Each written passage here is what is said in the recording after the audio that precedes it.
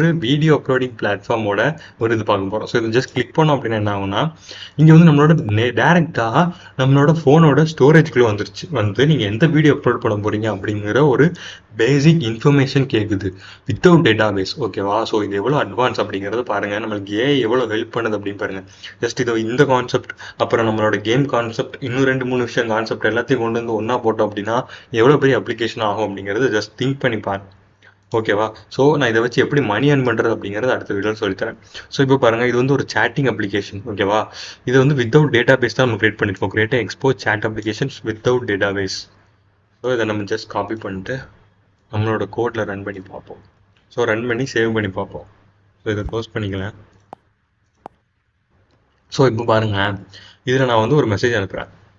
Hello, this is அப்படின்னு அனுப்புகிறேன். This is எல்லாம் லேண்ட்மேட் அப்படின்னு அனுப்புகிறேன். ஸோ இப்போ நம்ம ஜஸ்ட் சென்ட் பண்ணோம்